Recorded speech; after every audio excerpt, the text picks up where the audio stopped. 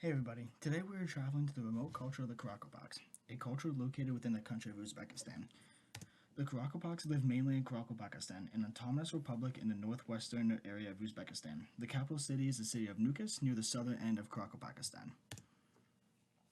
It is mostly a flat, dry, and sparsely populated area, with life mainly concentrated near rivers and oases. Most people here live near the Amudari River, or near the Aral Sea. For clothing, Krakopak's clothing is very symbolic, emphasizing on the use of embroidery with the geometric patterns and shapes such as zigzags, horns, frogs, goosenecks, and etc. The coloring pattern is also very heavily important to the culture, with lots of uses of reds, greens, browns, and golds. The fabric of this clothing is mostly common cotton, with the use of vegetables for dyes. To make these clothes and rugs, they mostly use domestic looms.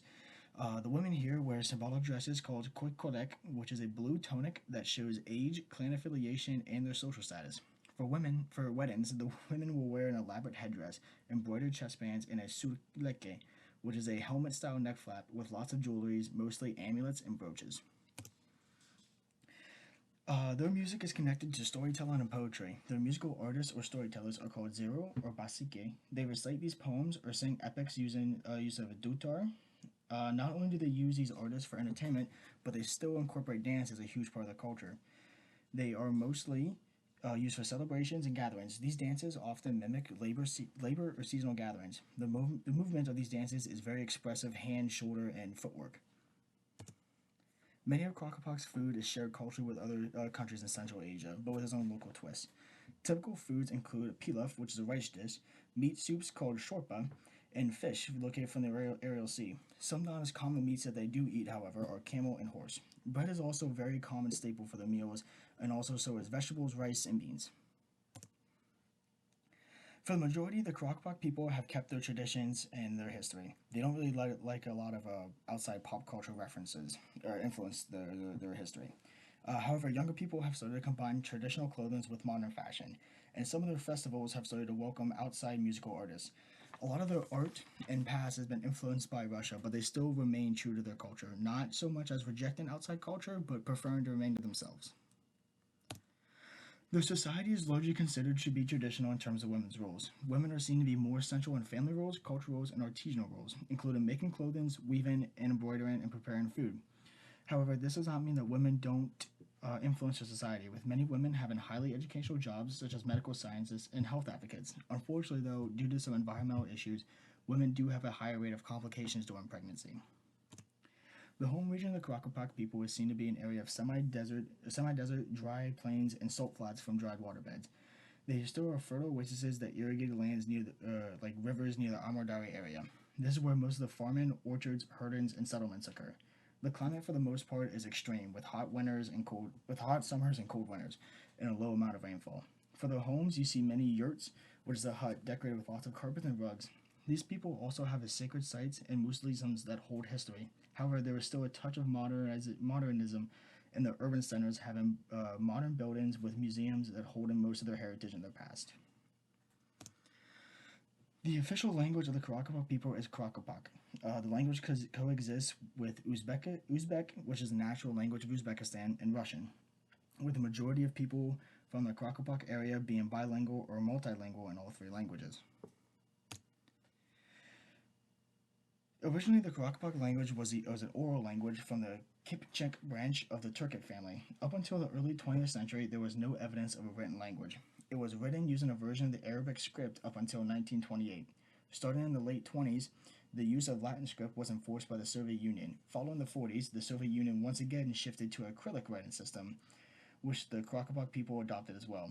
After the fall of the Soviet Union, there was an official shift back to the Latin script, a transition that has slowly been moving forward. In total, roughly 500,000 to 700 people speak Karakalpak. For some history on the language of Karakalpak belongs to the Turkic language family, originated from the Kipchak branch, with close language relatives of the Kazakh and Nogai languages. The two main dialects of the culture are known as the Southwestern Karakalpak and the Northeastern Karakalpak, which is the literary standard. Some of the unique characteristics of the language include being augulative, meaning the addition of suffixes for grammatical meaning, It also has the same vowel harmony as many Turkic languages. Some other interesting things that are about the language is that it has no gender roles between the two dialects, and the letters C and S are interchangeable.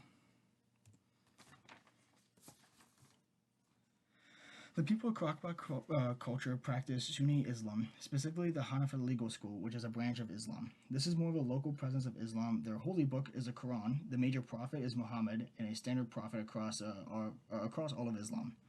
Their core doctrines are the belief in one God, Allah, along with the five pillars: Shada, prayer, fasting and Ramadan, almsgiving, and pilgrimage. They also take part in other observations of Islamic rituals and life cycle rites that are common across Islam.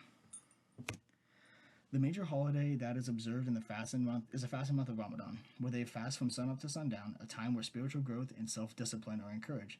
Some other customs that the people of Karakalpak take part in are the Friday communal prayer, weddings with Islamic rites, and local pilgrimage to local shrines.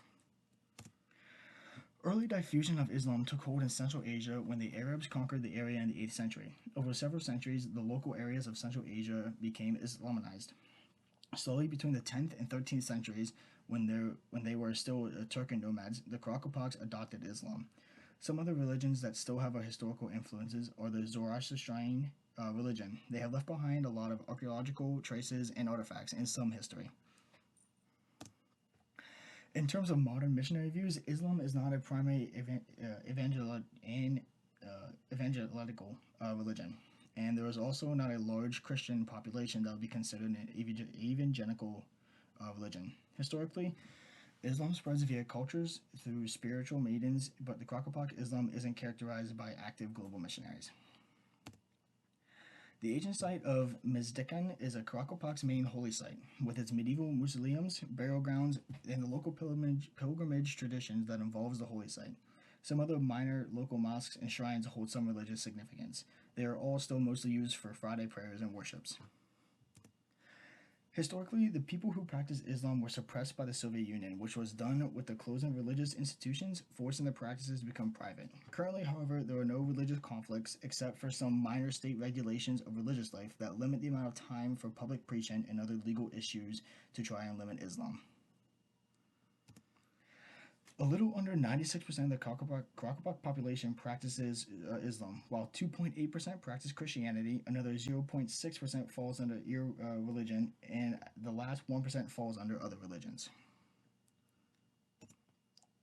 In terms of ethnicity, the area of the Karakalpak is known to be a diverse area, with 32.1% of people identifying as Karakalpaks, 32.6% as Kazakhs, 32.8% as Uzbeks, and 2.5% as other, which will mostly include Russians, Turks, and Tajiks. Historically, the Karakalpaks emerged as a confederate of Turkic-speaking tribes in the 15th century. They settled into the lower area of the Amur Dara near the delta of the Aral Sea. Over time, the Karakalpaks began to interact with the neighbors, mostly including the Uzbeks, Kazakhs, and Turkmens. This led to cultural exchanges, intermarriages, and combination of traditions. For the most part, all the different ethnic groups in the area have coexisted with minor periods of tension. Most of the tension that has currently and historically taken place has been the lack of political representation and resource allocation for the Karakalpak people. These tensions are mostly managed through local governments and inter-ethnic conversations. Discrimination has been an issue in the past, with the Soviet Union specifically targeting the Karakalpak culture. However, efforts have been made since the Uzbekistan's independence to promote Karakalpak traditions and heritage.